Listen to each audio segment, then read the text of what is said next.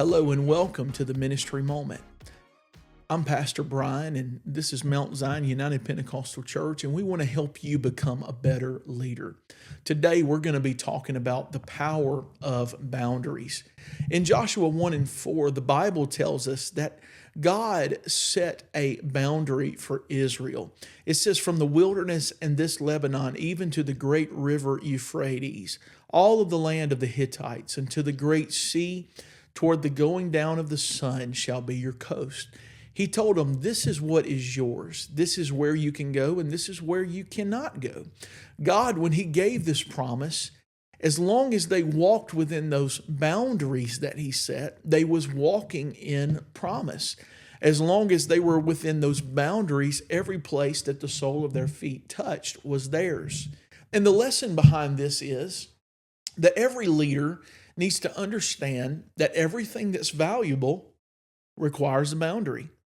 Cities in Scripture had walls not because they hated people, but because they valued what was inside.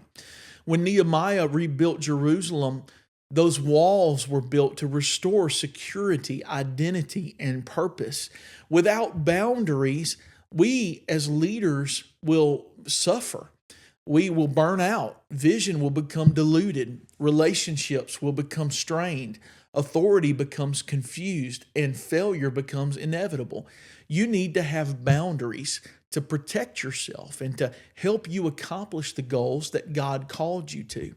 With healthy boundaries, we can preserve our energy. We can have clear roles. Our trust is strengthened and growth is sustainable. And not only that, our relationship with God is secure and it flourishes. Boundaries help us as leaders say yes to the right things and no to distractions and to those wrong things. Even Jesus Himself modeled this. There was times that He withdrew from crowds. There was times that He said no, and there was times that He had to stay aligned with His purpose. In Mark 1 and 35, we see one instance of this when He, in the morning, He gets up before everyone else and He goes out into a solitary place and He prays. Jesus set time aside for a personal prayer life. Sometimes He said no. In John 6 and 15, He departed when they wanted to make Him king. Popular approval did not determine His purpose. He was willing to say no.